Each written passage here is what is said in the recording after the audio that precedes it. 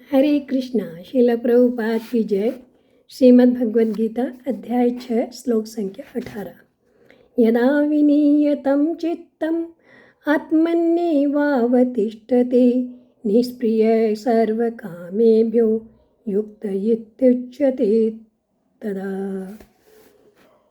अर्थात भगवान कह रहे हैं कि जब योगी योगाभ्यास के द्वारा अपने मानसिक कार्यकलापों को वश में कर लेता है और अध्यात्म में स्थित हो जाता है, अर्थात समस्त भौतिक इच्छाओं से रहित हो जाता है, तब योग में सुस्थिर कहा जाता है।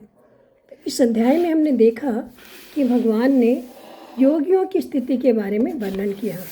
तो हम देखते हैं कि 10वें श्लोक से 13वें श्लोक तक सभी ध्यान योगी जो व्यक्ति हैं, योगी पुरुष जो है, उनके लिए बिछाने बैठने आदि की विधियों के बारे में भगवान ने बताया, आहार विहार आदि के बारे में।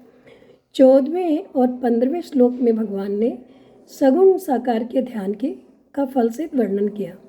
उसके बाद 16वें और 17वें श्लोक में सभी योगियों के लिए, सभी जो साधन कर रहे हैं उनके लिए कुछ उपयोगी नियम बताए। और अभी इस 18वें श्लोक से लेकर 13वें श्लोक तक भगवान स्वरूप के ध्यान का फल से वर्णन कर रहे हैं।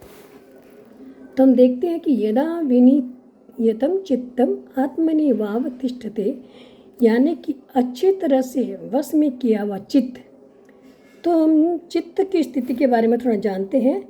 चित्त की एक्चुअली 5 अवस्थाएं मानी जाती हैं: मूढ़, क्षिप्त, विक्षिप्त, एकाग्र और निरुद्ध। इनमें मूढ़ और क्षिप्त वृत्ति वाला व्यक्ति जो है, उनका कभी योग सिद्ध होता ही नहीं। चित्त कभी स्वरूप में लगता है, कभी नहीं लगता है। इसी स्थिति को विक्षिप्त कहते हैं।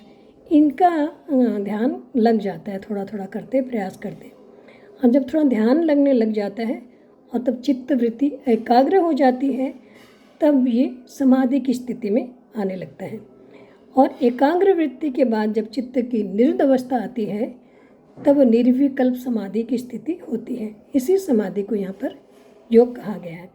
तो भगवान बता रहे हैं कि इस तरह से संसार के चिंतन से जब रहित होकर व्यक्ति जब अपने स्वरूप में स्थित हो जाता है, तात्पर्य यह है कि जब ये सब कुछ नहीं था तब भी जो था, और ये जब सब कुछ नहीं रहेगा उसके बाद भी जो रहेगा, तब सबके उत्पन्न होने के पहले जो था, सबका लय होने के बाद भी जो रहेगा, उस स्वरूप में उसका चित्त स्थित होने लगता है।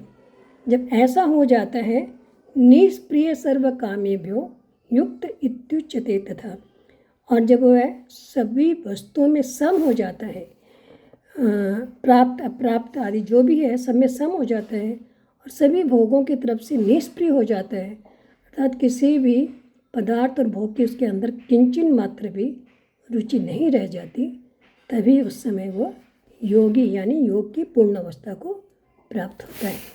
हरे कृष्णा।